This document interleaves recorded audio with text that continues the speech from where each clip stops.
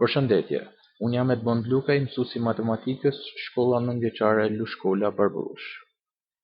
Sot do të mësojmë funksioni i anasjellt i një funksioni linear. Kujtojmë çfarë është funksioni. Funksion me fillim në bashkësinë x dhe mbarim në bashkësinë y quhet rregulli apo relacioni që lidh secilin element nga bashkësia x me një dhe vetëm një element të bashkësisë y. Le ta paraqesim funksionin me anë të bashkësive. Bashkësia x ka vlerat, ka elementet 1, 2, 3, 4 dhe bashkësia y me elemente 3, 4, 5, 6. Kujtojmë që funksioni është rregulli që lidh elementet e bashkësisë x me elementet e bashkësisë y.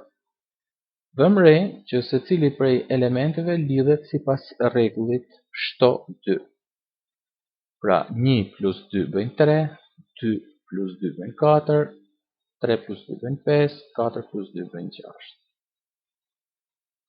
Bashkësia x me këto elemente quhet ndryshe edhe bashkësia e fillimit ose bashkësia e përcaktimit. Ndërsa bashkësia y, e cila përmban këto elemente, quhet ndryshe dhe bashkësia e mbarimit apo bashkësia e vlerave. Simbolikisht funksioni shënohet f 2 pika x që shkon në y.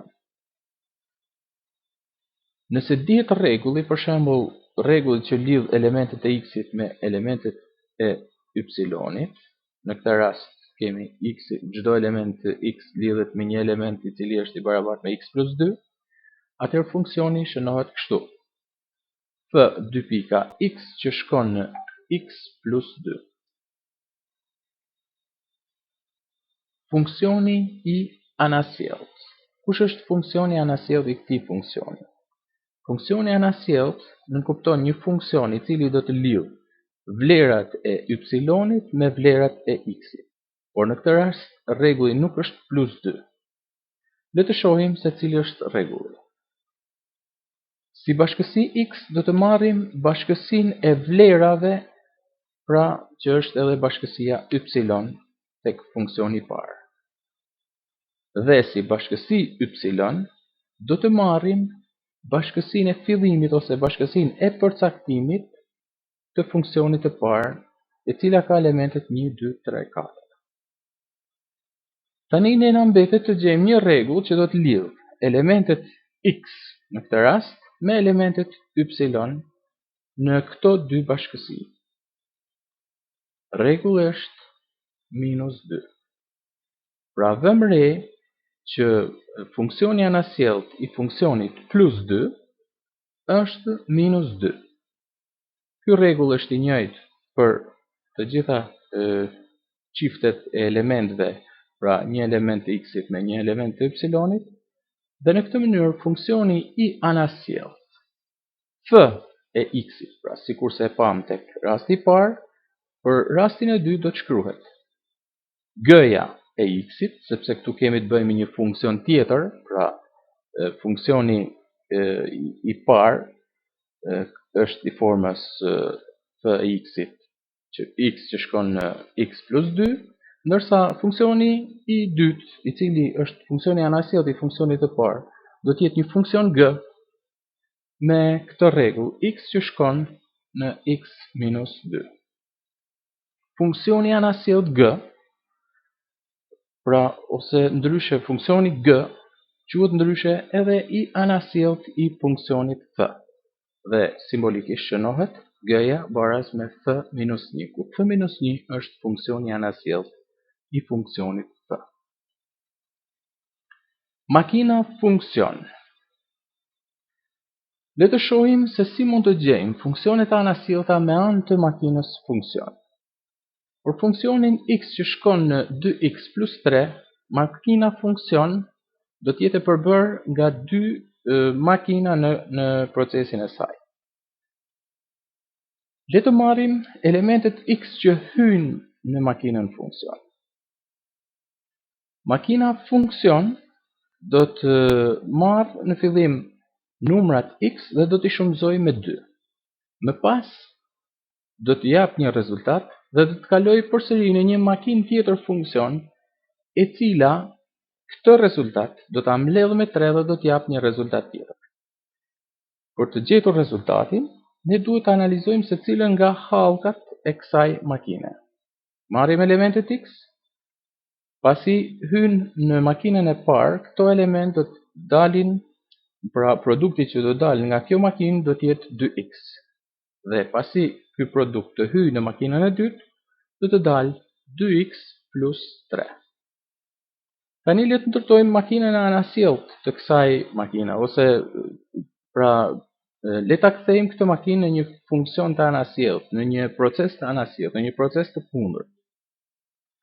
Marrim elementet x, të cilët tashmë do t'i kalojmë në procesin e kundërt.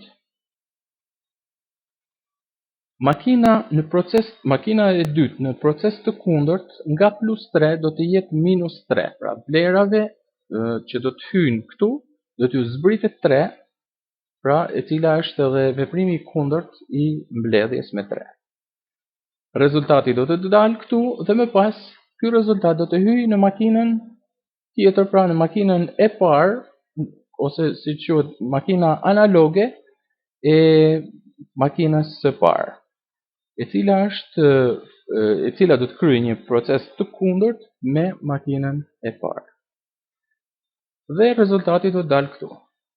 Atëherë, le ta analizojmë se cilën nga hallkat. X-i hyn këtu dhe më pas do t'i zbritet 3 dhe do të kemi rezultatin x minus 3. Ky rezultat do të hyjë në makinën tjetër, e cila funksionon në proces të kundërt, dhe më pas rezultati do të dalë x minus 3 pjesëtim për 2. Kështu, funksioni anasjellt i funksionit x që shkon në 2x plus 3 është funksioni x që shkon në x minus 3 pjesëtim për 2. Grafiku i funksionit anasjellt. Le të shqyrtojmë grafikët e funksionit x që shkon në 2x plus 3 dhe grafikun e funksionit x që shkon në x minus 3 pjesëtim për 2. Kujtojmë që këta dy funksione janë funksione të anasjellta të njëri tjetrit. Grafiku i funksionit të parë është i paraqitur me vijën me ngjyrë blu, ndërsa grafiku i funksionit të dytë është me ngjyrën e gjelbër. Vëmë re që këta dy grafik kanë një boshtë simetrie, i cili është funksioni y baraz me x. Le të shohim raste të tjera. Funksioni f i x-it që shkon në x pjesëtim për 3 minus 2 jepet në këtë vijë. Grafiku i funksionit x që shkon në 3 që shëmzon x plus 2 jepet në këtë vijë.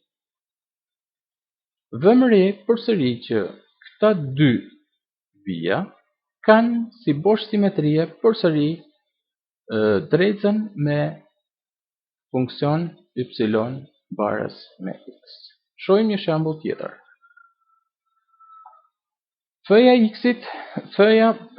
Funksioni f për x që shkon në minus 2x plus 3 dhe funksioni g që çon x-in në minus x plus 3 pjesëtim për 2. Grafiku i funksionit të parë është kjo drejtës, ndërsa grafiku i funksionit të dytë është kjo drejtës. Përsëri vihet re që drejtësa e simetrisë është funksioni y baraz me x. Me pak fjalë, ne mund të themi që në qoftë se ndërtojmë dy funksione të anasjellta në grafik, ne do të vëmë re që vijat që formojnë këta dy funksione në grafik do të jenë simetrik njëri me tjetrin në lidhje me drejtësën me funksion y baraz me x. Kjo ishte tema për sot. Për detyrë shtëpie do të merrni ushtrimin numër 2 tek faqja 271. Faleminderit.